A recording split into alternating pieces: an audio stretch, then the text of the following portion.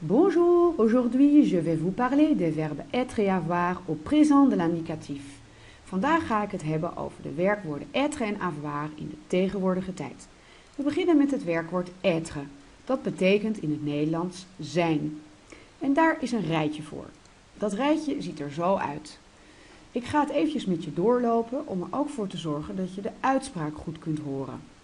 Je suis betekent ik ben. Tu es betekent jij bent.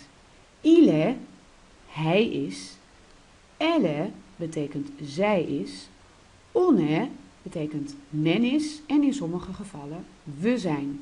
Je hoort dat ik de s'en die hierin staan eigenlijk helemaal niet uitspreek. Elle est, il est en on est, daar spreek je de s dus niet uit, net als bij tu es. Ook in het meervoud hoor je die s aan het eind niet. Nous sommes betekent wij zijn. Vous êtes, jullie zijn of u bent. En tot slot, ils sont en elles sont. Zij zijn voor het mannelijk meervoud en het vrouwelijk meervoud. Nu gebeurt het wel eens dat je bijvoorbeeld een luisteropdracht krijgt waarbij je il en elle hoort. En nu heb je net al gehoord dat il en elle in het meervoud hetzelfde wordt uitgesproken als il en elle in het enkelvoud. Hoe weet je dan of het nou om het meervoud of het enkelvoud gaat? Nou, dat hoor je door de vervoeging die erachter komt. Bij het enkelvoud is dat en bij het meervoud is dat son. Hoe kun je nu eigenlijk dit rijtje het beste onthouden? Nou, natuurlijk door het uit je hoofd te leren, maar een trucje is bijvoorbeeld om te kijken naar de S. Die gaat eigenlijk als een soort slinger door het rijtje heen. Dus hij is overal aanwezig. En die slinger kun je bijvoorbeeld ook een slang noemen. Je kunt dus, als je het over het werkwoord être hebt, de slang gebruiken om het beter te onthouden. We gaan naar het werkwoord avoir. Ook avoir heeft een rijtje. Dat gaat als volgt. J'ai betekent ik heb. Tu as betekent jij hebt.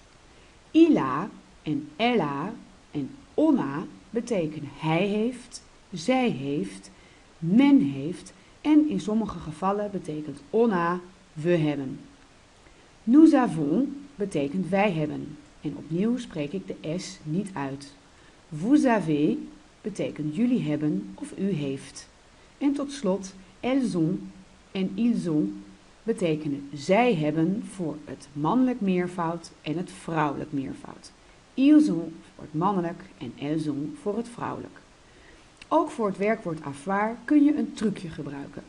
Hier zie je namelijk dat in bijna elke vervoeging, ik zeg bijna, want de laatste heeft het niet, een a terug te vinden is. Deze gaat ook als een slinger er doorheen, behalve bij de laatste, omdat dat on is.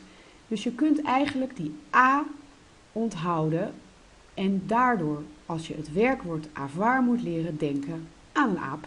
Want op die manier weet je, oh ja, als ik het werkwoord avoir begint met een a, van aap, dus dan moet ik altijd beginnen met bijvoorbeeld j'ai en niet met je suis, want dat was van het werkwoord être en die begint met een x van slang. Merci et à la prochaine fois!